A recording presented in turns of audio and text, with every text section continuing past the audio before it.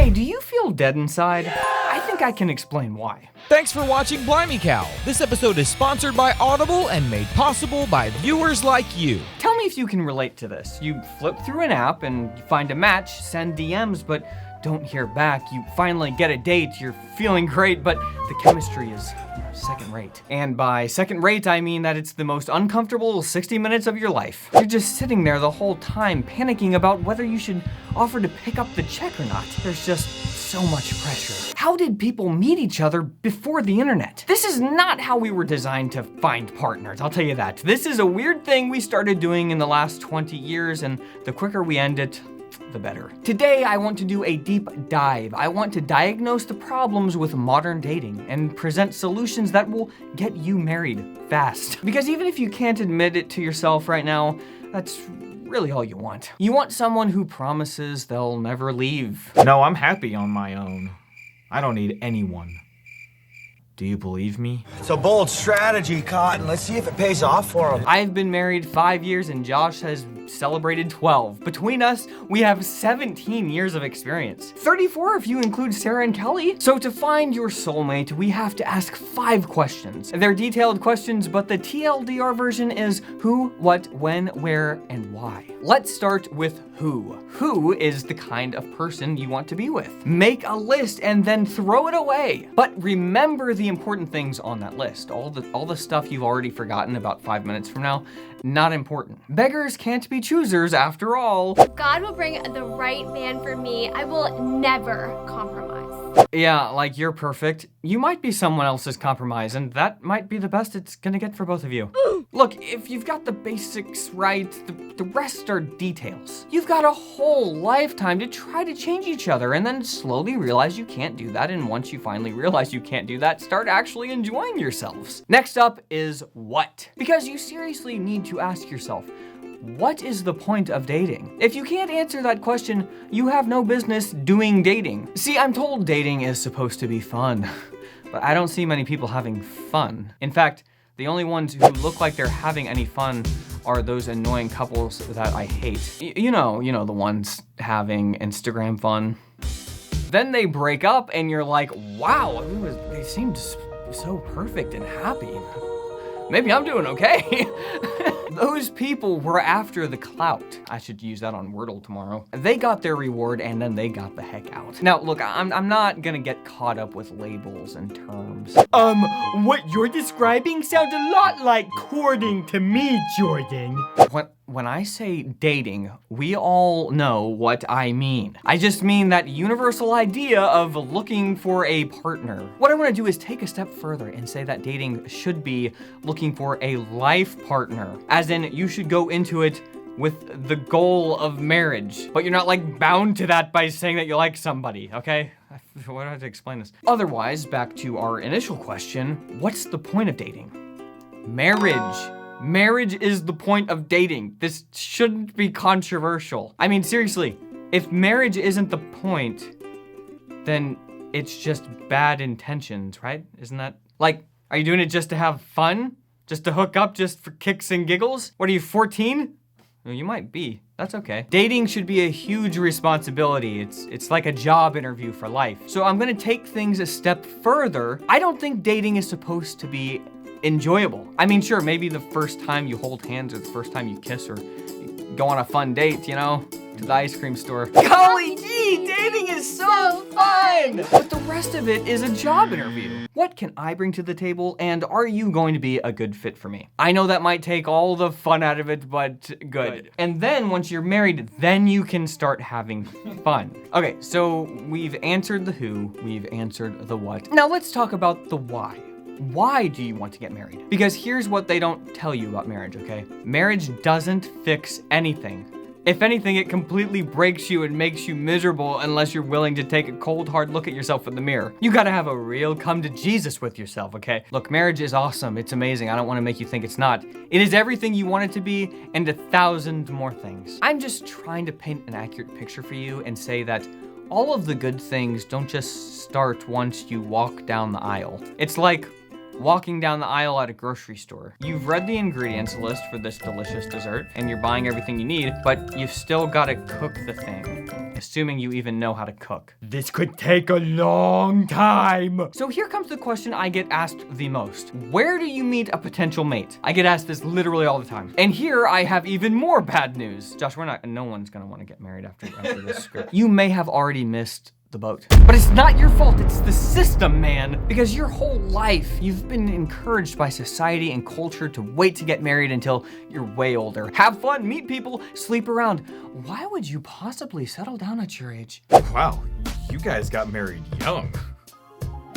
Unconscious bias. What did you say? So, completely arbitrarily, society experts have granted you permission to start thinking about marriage once you're in your 30s, but not a moment sooner. Thanks for the okay, guys. The problem is, by then, you're looking around and realizing, where do I even meet people? Oh, you mean I should have figured that out back there when I had like 1,000 opportunities a day to meet people? And wouldn't it have made more sense to do this back there? The answer to where you meet people is school, church, sports, childhood activities. You have this prime time where your hormones are raging and you're constantly put in situations where you can put those hormones to use, shall we say. In a G-rated way, okay? This is Blimey Cow. Stick around though, guys. The S stuff it's coming up next. Finally! So here's the twist ending, guys. The where and the when are the same question. Where do you meet people? Well, to answer that, you need to ask, when should you get married? If you wait until you're like 30 to start figuring this stuff out, you've made it a lot more difficult. Now you kind of have to put yourself out there in a way you didn't have to when you were younger.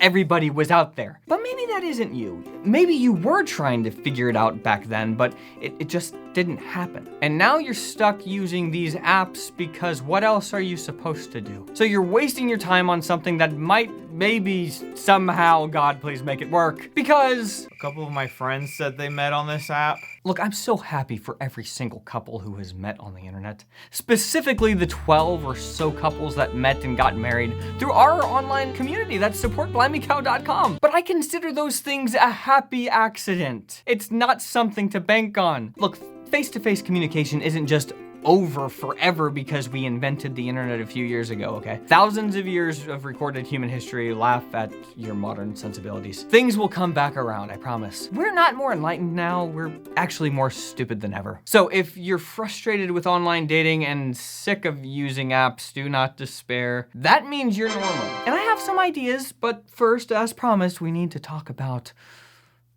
the S. When should you get married? Society, aka the devil himself, tells you to do this. Don't wait for marriage, if you know what I mean. But also, wait for marriage, if you know what I mean. It's like it's all so backwards. But I get it. I mean, if you're selfish, entitled, pleasure chaser, it makes sense. Skip the contract and just partake in the litigation. Keep it casual, keep it fun, and no one gets hurt, okay? Sure. If you're just starting down this treacherous road, there's time to get out. Let me save you a few years of stress, broken hearts, and self-hatred. So here's what happens. You're gonna have this incredible initial moment where you're like, Wow, I'm finally free from my restrictive upbringing. This is the greatest feeling I have ever felt in my life. and just like every sheltered kid who says a bad word for the first time, that moment will feel so good. You won't even know what to do with yourself. So you'll just keep chasing that high over and over until one day you realize you're alone and you're getting old and you're sad. I've got to put some kind of restriction or something on myself or I'll just watch porn all day. But why? Why should I? There's nothing wrong with porn. This is still the best feeling ever.